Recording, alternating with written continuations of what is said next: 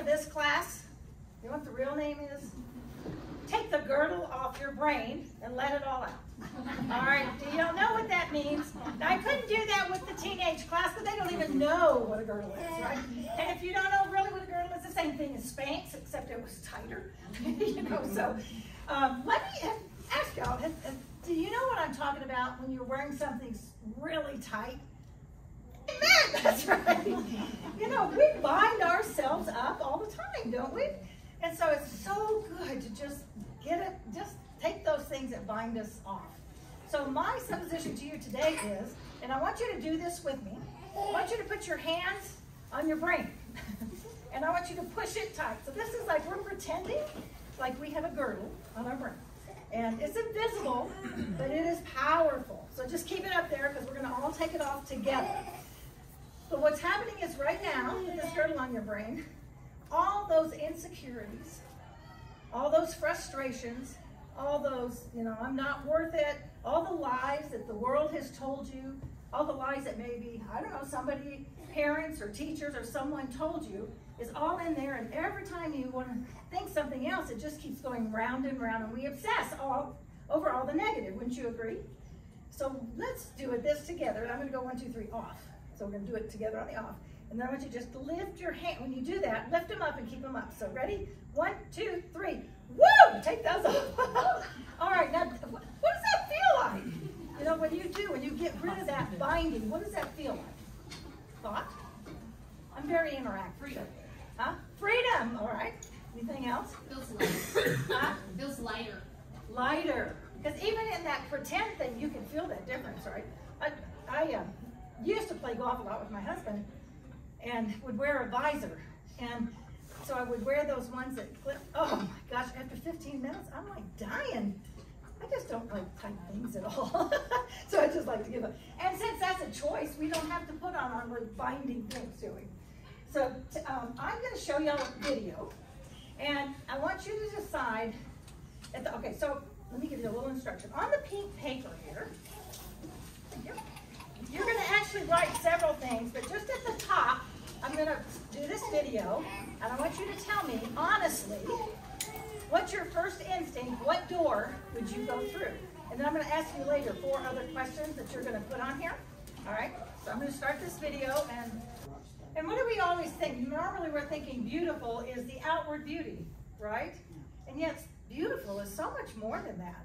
You know, who you are as a person, your characteristics that you have, what you have to offer to the world, that's all part of being beautiful. But we tend to stop at the place of what do we look like, and that's from the world. The world out there is painting that picture, and if you don't fit into this particular look as the model or the movie star or whatever, then you're not as valuable, is what it's telling us. So I don't know if y'all know this, since we're all grown women, almost, in here. Welcome, by the way. We're glad to have you in with us. But in case y'all haven't figured it out, the world wants you to feel worthless. It wants you to feel ordinary. And it wants you to feel like you're not enough. And so, and how do we know that? And why do they do that? Anybody just have an answer of why they do that? Why they, the world, media? Money. Money, absolutely. Because here's the thing. You want to walk into a party with all these people, the glamour people, and smiling and having a good time, but that's only if you use crest strips so you have the pretty smile, right? And if you want a really hunky guy like Matthew McConaughey, then you better go buy that car, and you know he's going to be waiting inside for you. But that's the picture media paints for us. A lady pointed out in the earlier class today, and I thought it was brilliant. I hadn't thought of that. And she said, yeah, they want us to be sick. They're always talking about how sick we are and we need to get on medication. I mean, isn't that true? I mean, I don't know what channels y'all watch. I probably watch more than I need to. A lot of Hallmark. But it's all about medicine. You know, go take this for all these different ailments. So when we're bombarded all the time about how we're not enough, you know, we need, and even all the weight loss companies, they're doing it. They want to help us be successful and they want us to be thin and lose weight. But that's, again, that's only going to happen because you're using their products and they're making money. So it really is the bottom line about making money. So first of all, that's the lies. And we need to realize what the lies are that we're being told every day. As as well as there are lies that we grew up with. So I'll tell you a little bit about myself. Y'all know my name already, so I haven't looked up you yet. So I was raised in a very strict household, and my dad was in the Air Force, so there's certain things that go with that in a military background. My mom and dad were both from the South, and there's certain etiquette things that go along with being a Southern woman that you're supposed to adhere to. And we went to the Southern Baptist Church. So my life was all about do not. You know, you don't drink, you don't smoke, you don't dance, you don't whatever else you might want to do. It's a do not. So it was years before I realized that I had a voice, much less a choice about anything in my life. And so once I began that journey, and you know, it's a journey, y'all. It doesn't happen by tomorrow morning. You know, you're not going to wake up and now you are going to make every choice in your life different. But hopefully you will start making some. And the small choices that we make every day take us to where we're going to be a month from now, a year from now, 5 years from now. So our choices are very important. So I have basically, so I'm going to go back to the girdle for a minute. So when we have the girdle on our brain, it's holding in all of that frustration and negativity and everything we were raised with and all of those preconceived ideas of what we are supposed to be. But when we take that girdle off, I visualize with the hands open, the whole thing, now we're able to receive. You know, we're able to receive the blessings, the opportunities, to see the positive things in life, to look at life differently, to have a different perspective. But as long as we're in this closed brain place and we want to keep doing what we're doing, even if you're miserable, y'all know that not making a decision is still making a decision. You know, so if you're unhappy and you just don't want to, you know, you say, well, I'm not going to make a decision about that. You're already making it. You've decided to stay where you are. But we don't want to own up to that. A decision that it took me a long time to come to terms with is, and by the way, I've been a yo-yo diet person. I've tried every diet in the world that there is out there, because that's just been my issue that I've dealt with most of my life. So a few years ago, I was doing some acting over in LA, and my nephew we were sharing an apartment over there, and I went to an audition, and I came back, and I'm not much of a whiner, but I was whining that day. I was like, oh, poor me, you know, they didn't want me. I just don't look like all these other girls, and we were all age appropriate, you know, they were looking for our age group. But there were still these tall, skinny model women who had fabulous hair and all of that. And what am I doing? I'm comparing myself to them. That's a no-no, we shouldn't do that. We'll talk about that. And so he listens to me like, oh my gosh, and I'm just too fat, and I can't lose weight, and blah, blah, blah. And he says, well, it's your own darn fault.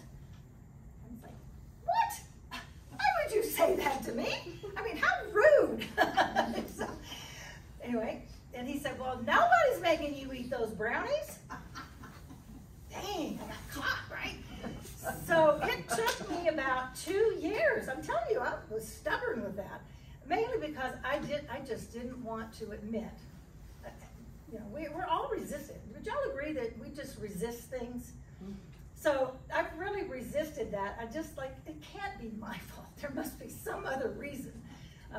So I can tell y'all now, and being really authentic with you, that I'm not what I thought I always wanted to be in my body.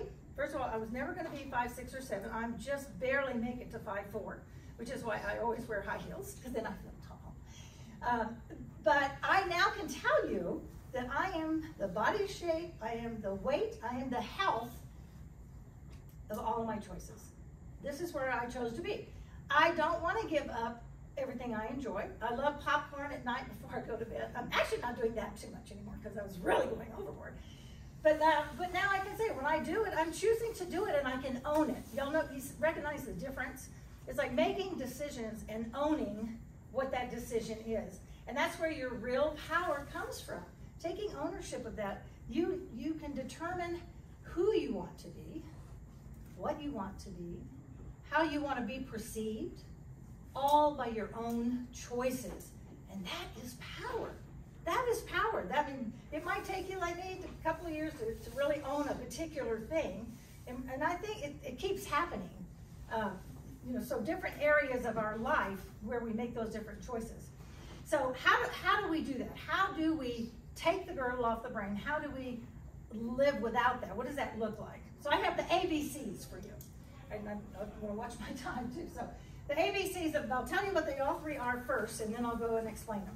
The A is to affirm or accept who you are. Okay? Affirm or accept, whichever word you like best, who you are.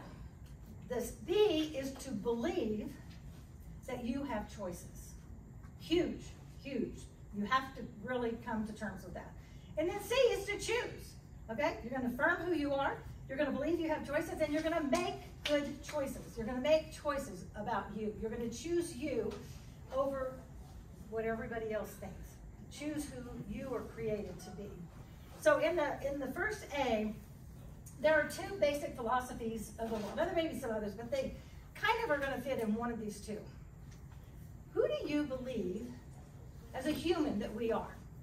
Do you believe that out in outer space, zillions of years ago, the atoms split together, this big chaos theory here, and it all trickled down, and little amoebas started on the ground, and then life started, and this beautiful human beings that we are with all of our perfection, and the mountains and the scenery and all the beauty of the earth is just some big cosmic accident, and we're all just random. No. That's one thought. I can't even figure out how somebody could think that, but again, I'm figure out which side you're on. The other side is you were created. You were created individually, unique, with purpose, by design. Every individual being different. And when that side, if you're on that side of the fence, you can believe that you have, that you do have a purpose, that you have a mission in life, that you have things that you can accomplish, and that you are unique. So look at your fingers with me. All of us have a different fingerprint. We have different DNA. So if you think, now I know you can't really see what your fingerprints are, but looking at that and just think to yourself, I am unique. I am different. I am set apart. And you are. Science tells us that. Now, I don't know that I believe everything in the world that science says, but that is a pretty undisputed fact. I even looked up to make sure that I was still correct in that even identical twins have different DNA. A lot of their DNA is the same, but they still have DNA whatevers that are not the same. So when you begin to doubt yourself, like I don't have a purpose, I don't have a mission, I wasn't called for anything, I don't have any talents, all that whiny stuff, you're thinking that, and we all do. Is there anybody who has never had one of those thoughts? Anybody ever thought that? Yeah, we all do. Different areas, different times, different seasons of our life. So whenever you have that, catch that thought and look at your hands and go back, say back to yourself, I am unique. Nobody has my fingerprints. And it kind of goes down to the simple things. We try to make it so much more complicated than that. The other thing is, are you going to believe the lies of the world, or are you going to believe truth? And part of that truth is about what I was just talking about, the fact that you are unique and that you were created for special things, that you have gifts to share with the world. And all of us aren't going to be different. And this is where the comparison thing comes in. So I'll tell you. I cannot make a good Christmas cookie to save my life. I have tried. I've looked at recipes and had people try to show me how, and I just can't do it. And it used to really bother me, because there's always the cookie mom that brings them to the PTA and all of the things, and I think, man, this is a great cookie. Man, I wish I could make these cookies. And then I realized I do lots of other good stuff. I do not have to be the best cookie maker. I can go buy them. To me, that was a good option, because I just wasn't going to learn how to, I just couldn't learn it. But we do that. As long as I compared myself to Susie Cookie Maker, I was always going to come up short. I was never going to be enough. Follow me on that? All right, so now I don't compare myself to her. So who is it? You probably have somebody in your mind, probably not cookie person. So maybe there's somebody that you always see her and you say, oh man, I wish I was her. I wish I had, whatever it is, her style or how she looks or how she talks or what she does, or she's brilliant and she can do all this, bookkeeping and keep things all in order, and she's all organized. Or her house is perfect. Her house is all thing, but mine just isn't. And we do that to ourselves all the time, and we're always comparing our not so good to their brilliance. So we're never going to measure up in our own eyes because of how we're comparing. So I submit to you, how about if you just stop it? Stop comparing yourself to anybody. Compare yourself to you and how you were created to be. Now I'm going to just tell you, and I'm not going to go down this road very far, because I don't know all of you in the audience, but I'm a Christian, and I believe all value comes from who I am as a Christian. I get the value there. So where are you putting yours? So you may have different faiths, and that's okay. I'm not judging you at all. But know where you're seeking your value. Comparing yourself to you and the gifts you were born with, and what you have, again, what you have to offer to the world. So when you accept yourself as that, looking at yourself, and when you know who you are, when you really can accept that. I never thought I was a speaker. I've been singing my whole life, and I went to a coach one time, and I said, I've taken my music, I retired myself from Mary Kay, and I was going to really step up, and I was going to go be a star. I just knew in my heart, I always thought I was going to be on stages and sing into the world, and that just never happened. I don't know. So I hired this coach, and she was a music artist coach, and she says to me, so we're getting ready for our first, and Lisa, I'm sure will identify this, my very first appointment, before I ever talked to her, she just said, give me all your stuff, I'll go look at all your stuff. And she says, well, you have a nice voice. As a singer, that is the worst thing you ever want to be called. Oh, you haven't. Do you like your husband to say, oh, honey, you look nice? No, I don't. Do not tell me. I'll say, how do I look? Oh, you look nice. Is that all? I mean, tell me I look great or something, but don't say nice. That's so boring. So when she started that way, I knew I was in trouble. And she said, you have a nice voice. Your friends are going to come hear you sing, and they're going to buy your CDs and blah, blah, all that stuff.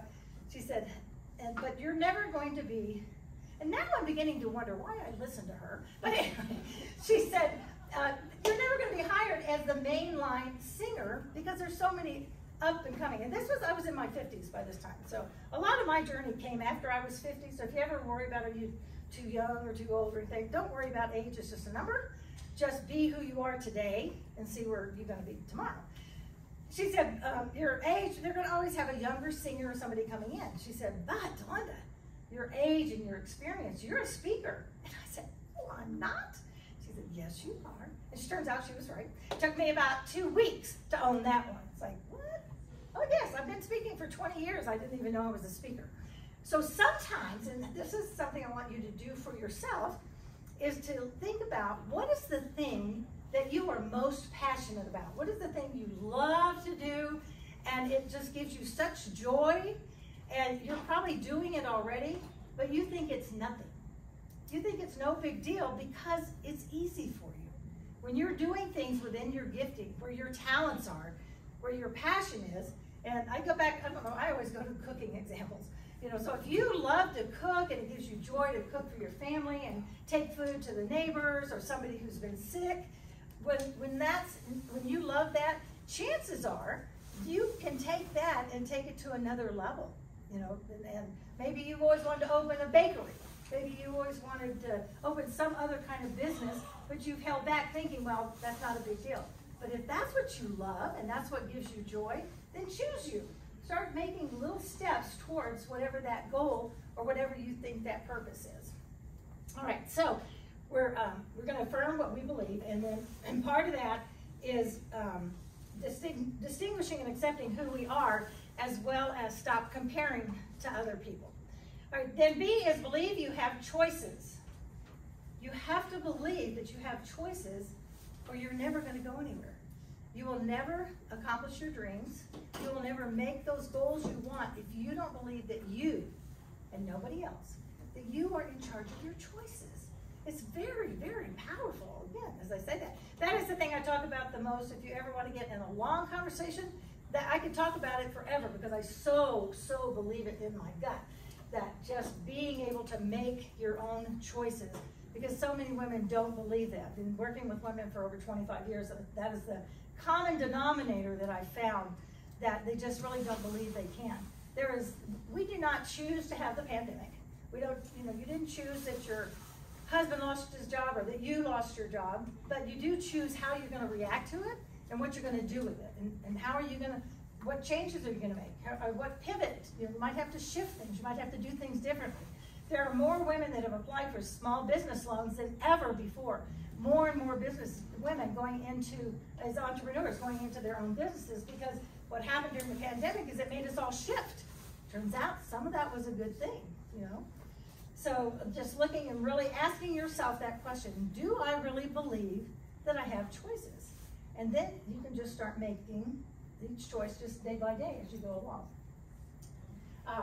I'm gonna have you, so on your pink paper, I was gonna go down one row, but I'm gonna ask you these questions. So here's your 4 questions, and you have 4 of them to write on your little pink paper. The first one is, what's one thing you like about your body? You have to think positive. We're in positive thinking here. What's one thing you like about your body? The second one is, what one thing do you appreciate about yourself? Not the same answer as number 1. Okay, we need to have another one. Okay, what one thing do you appreciate about yourself? What's one kindness that you've shown yourself in the last day or 2? Actually, being here today is a kindness you gave yourself to learn more, to grow, to get out of your normal everyday things that you do. That would be one. Maybe you took a bubble bath last night. I don't know what that is. And this one might be just a little bit harder, because sometimes as women, we really have a hard time looking at the good that we have. Because I like myself because. Okay, I like myself because.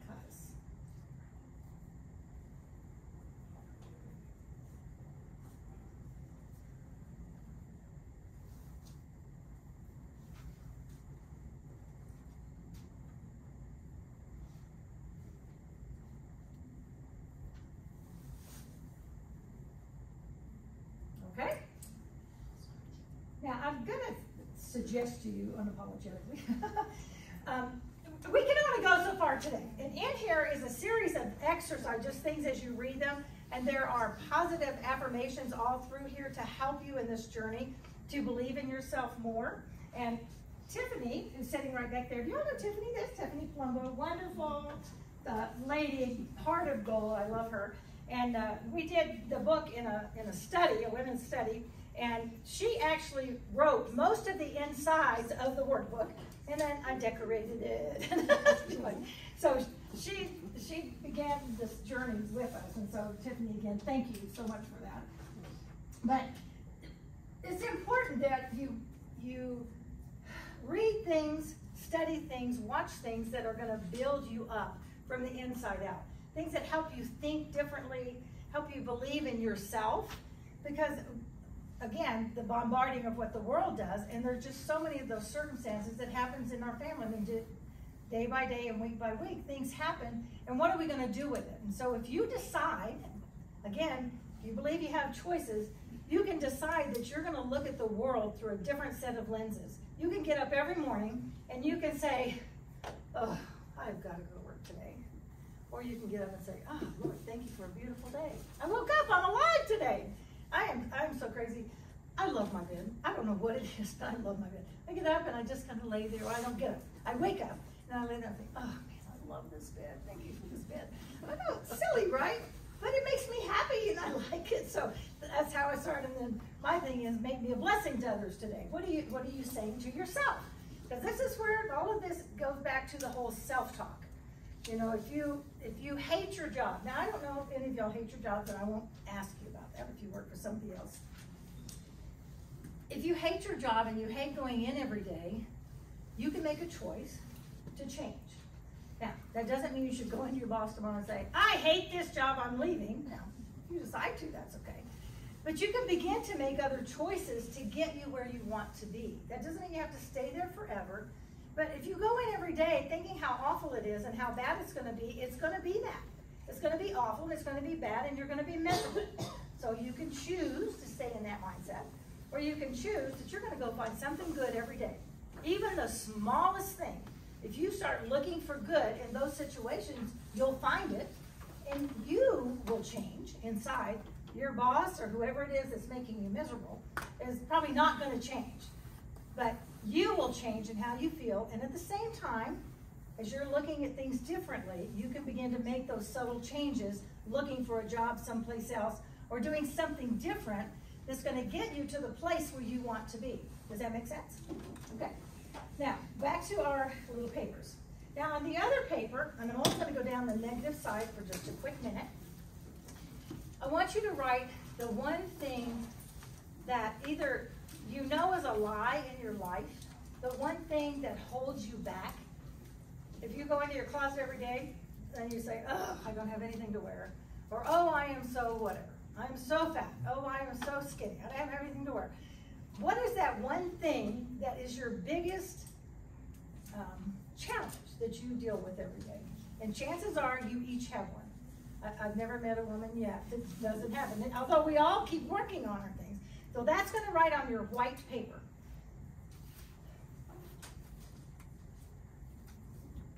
So now how can we change the perception?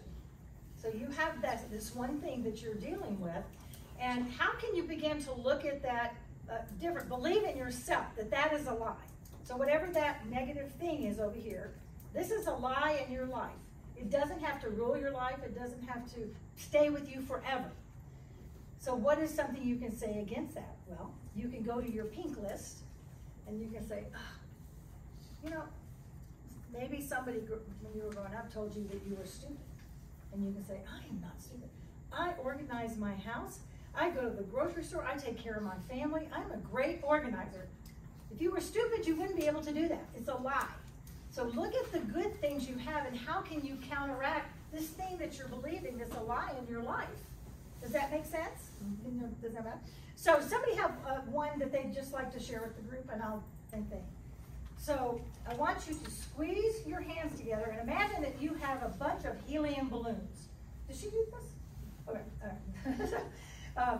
So tight that maybe your fingernails are clasping. And in every one of those balloons is a pressure, is a stress, is something that you're having to deal with all the time in your life. I pick a word of intention every year, and back in 2011, we basically lost our company. Everything, it was awful. It was awful. I learned a lot, but it was awful.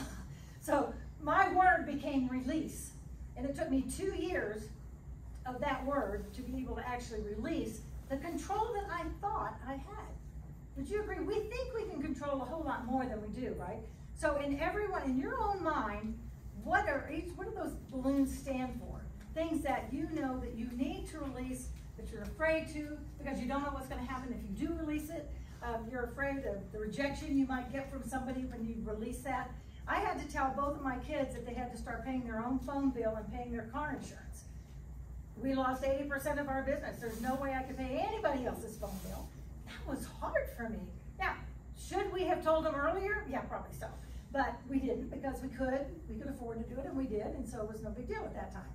So what's in your balloons, okay? And put a name on them.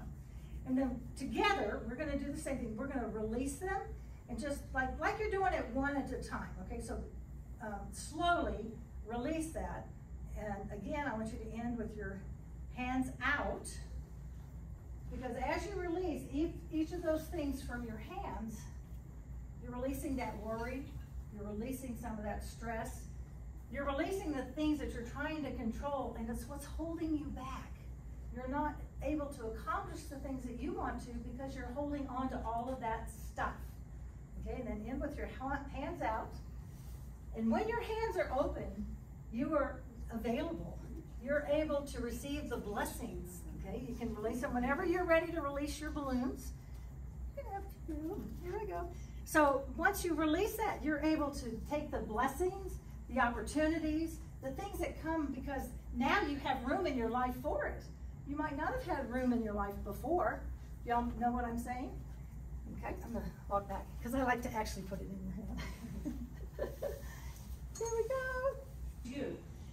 And sometimes women, we feel guilty. don't shine your light. But we know that we're supposed to. That's what we're created to do. We're created to shine and to use those gifts and those talents that we have. And I want you to choose you. You all know the saying behind me. Actually, I forgot. I was not going to have the yourself in there. But love your neighbor, what? As yourself, right? But normally we look at the first half. Love your neighbor. And you do. You do great things through your community. You help others. You are women. We love to help others. We love to serve. We love to be part of a community. But we forget so often the second half, love yourself. Because you can't love yourself if you don't love others. If you can't accept who you are, how can you freely give? If you don't ever fill your cup, how can you give to anybody else? I heard this thing this last week, and I sometimes do an example of jelly beans. I didn't bring them today. So if you take a cup, and every time you do something good for yourself, you put jelly beans in the cup. So, I took a bath tonight, oh, that was nice, and I did this, I'm filling my jelly. Pretty soon, what happens? The cup fills up, and what happens? The jelly beans start spilling over. And then this person I heard this from, she said, think now the saucer. You give what's in the saucer, not what's in your cup. The more you fill your cup, you give from the overflow. If we're talking about I believe in abundance. I believe there's abundance for everyone. Joy and peace and happiness and love. And yes, financial, why not?